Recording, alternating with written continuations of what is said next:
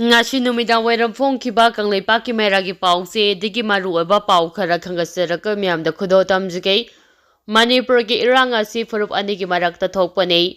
terrorism amadi daramaga mari lenyate CM Sindoklaga ka reaction lakanni haibadusu khanthadaba yade Amit shah Manipur da thokliba tha taraga mapalom sujilaklaba kanglup anigi sathiraba lala si barat lengakna loisinaba honabagi mahuta mamangthagi puariga sangdamnaduna lan loisinba matam changkhigani haibadana tana lala si erege emergensing amadi narokor terroristing athukambe irang ne haina phongdol uraga haujina ethnic class ne haina uniform minister amisana on dina wangang bahorakle Manipur da thokliba lala si furup anigi marakta thokpane masida terrorism amadi daramaga mari leinade haina uniform minister na phongdokre wafam masing ngarang agenda astak lising aniga sumna kunga mari haiba program amada India Today gi journalist Rahul Kanwana lauba interview aduda Home Minister Amit Shah bu Sardar Patel ga chamdamnabki bagalonina mak yamna sakti leiba Home Minister ne haina singthaki aduma punumi chatruk hena chatharak leba Manipur ge lala se laksimba kari gingamdribana haina hangkibo hangi pakhumda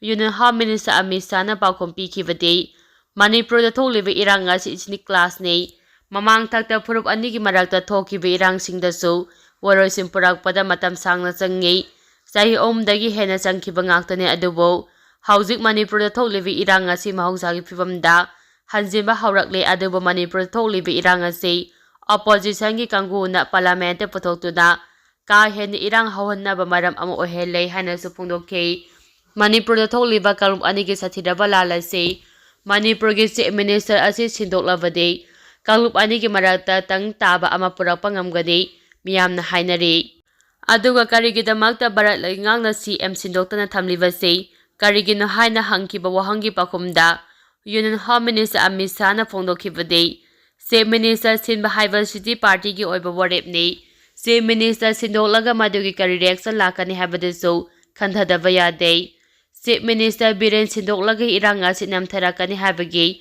thajaba leite adumapu barat laingangna muknariba kalum animakka wari sanaduna tungkoiba warosin ama puraknaba yamna kanna hotnari sungsoi sojina warosin purapa ngamgani haibagi thajaba lei makha tarakpa pauda khulngakpa hatpa commando action lawgadabani phajingkhiba khulngakpa taru condition yaudana thadorakadabani haina Thawalda lambi tingbagi khongjang sangsingkhre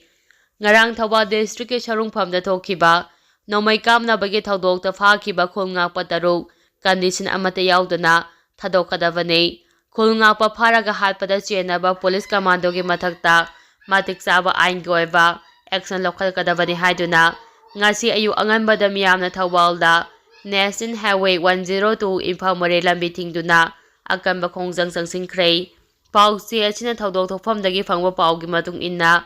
ngasi ayu pung 10 rom taba matamdagi hauna Thawal district ki tonga ba mafam singdagi lakpa masing yamlaba maira paibi ima ibel singna Thawal mera ground community hall da panduna laike tungda miyam aduna National Highway lambida tholaktuna lambi thingbagi akamba khongjang sangsinba hauke ngarang thawdo aduga mari lanyana semkiba JSC na Manipur lengakta demand kaya tanduna taksillei demand sing adude khulngakpa miyosing hatpada chenaba police commando thabaktagi lauthokadabani police na fakhiba khulngakpa miyoi taruk pun kumari gi manungda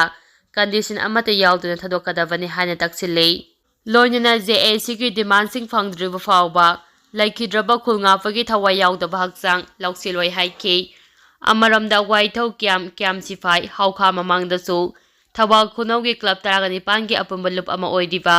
Maitai Community Joint Coordinating Committee gi ima ibel singnasu salungphamda thokiba thawdo adu yauna khulngakpa singbu phaba punbagi thabak chatharakpabu yaningdaba phongdoktuna ngarang numidangda Thawal babu bazada kholakpya lauduna khongjang sangsingkhi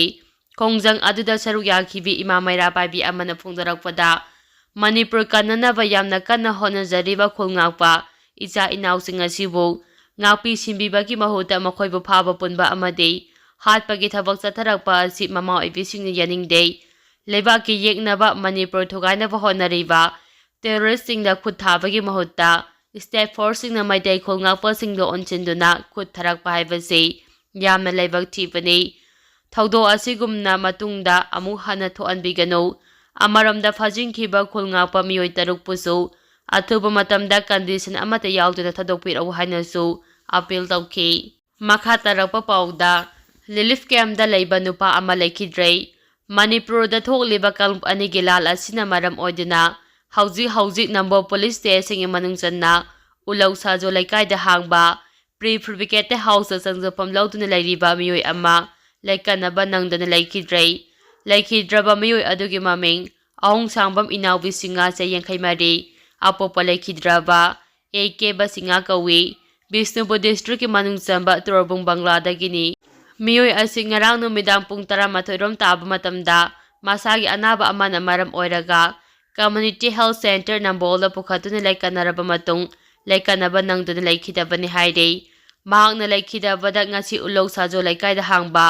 ꯄ꯭ꯔꯤ-ꯐꯦꯕ꯭ꯔꯤꯀꯦꯇꯦꯗ ꯍꯥꯎꯁꯇ ꯂꯩꯔꯤꯕ ꯃꯤꯌꯥꯝꯅ ꯂꯩꯈꯤꯗꯕꯒꯤ ꯃꯐꯝꯗ ꯑꯔꯣꯏꯕ ꯏꯀꯥꯏ ꯈꯨꯝꯅꯕ ꯎꯠꯈ꯭ꯔꯦ꯫ ꯃꯈꯥ ꯇꯥꯔꯛꯄ ꯄꯥꯎꯗ ꯁꯛꯈꯪꯗꯕꯁꯤꯡꯅ hand grenade ꯑꯃ ꯊꯝꯖꯤꯜꯂꯝꯂꯦ꯫ PWGꯗ ꯁ꯭ꯄꯤꯁꯦꯜ ꯀꯟꯇ꯭ꯔꯦꯛꯇꯔ ꯑꯣꯏꯕꯅꯤ ꯍꯥꯏꯕ ꯏꯝꯐꯥꯜ ꯏꯁ ꯗꯤꯁꯇ꯭ꯔꯤꯛꯀꯤ ꯍꯩꯉꯥꯡ ꯄꯨꯂꯤꯁ ꯁ꯭ꯇꯦꯁꯟꯅ ꯀꯣꯟꯕ ꯀꯩꯔꯪ ꯃꯃꯥꯡ ꯂꯩꯀꯥꯏ ꯔꯦꯟ ꯅꯝꯕꯔ 3ꯗ ꯂꯩꯕ ꯊꯣꯛꯆꯣꯝ ꯁꯪꯀꯔ ꯑꯄꯣꯛꯄ ꯂꯩꯈꯤꯗ꯭ꯔꯕ ꯊꯣꯛꯆꯣꯝ ꯕꯤꯍꯥꯔꯤ ꯀꯧꯕ ꯃꯤꯑꯣꯏ ꯑꯃꯒꯤ ꯌꯨꯝꯒꯤ ꯊꯣꯡꯒꯥꯜꯗ ꯁꯛꯈꯪꯗꯕꯁꯤꯡꯅ ꯍꯦꯟ ꯒ꯭ꯔꯦꯅꯦꯗ ꯑꯃ ꯊꯝꯖꯤꯜꯂꯝꯂꯦ ꯍꯥꯏꯔꯤ꯫ ꯍꯦꯟ ꯒ꯭ꯔꯦꯅꯦꯗ ꯑꯗꯨ ꯉꯁꯤ ꯑꯌꯨꯛ ꯄꯨꯡ 6 ꯔꯣꯝ ꯇꯥꯔꯛꯄ ꯃꯇꯝꯗ ꯌꯨꯝꯒꯤ ꯃꯤꯑꯣꯏꯁꯤꯡꯅ ꯊꯦꯡꯅꯔꯛꯈꯤꯕꯅꯤ꯫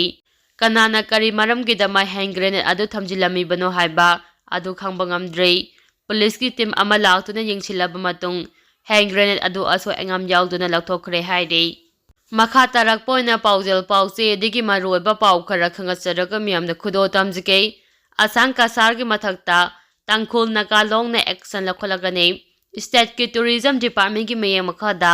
ꯏꯟꯗꯤꯖꯤꯅꯁ ꯄꯤꯄꯜꯁ ꯐꯣꯔꯝ ꯃꯅꯤꯄꯨꯔꯅ ꯁꯤꯟꯗꯨꯅ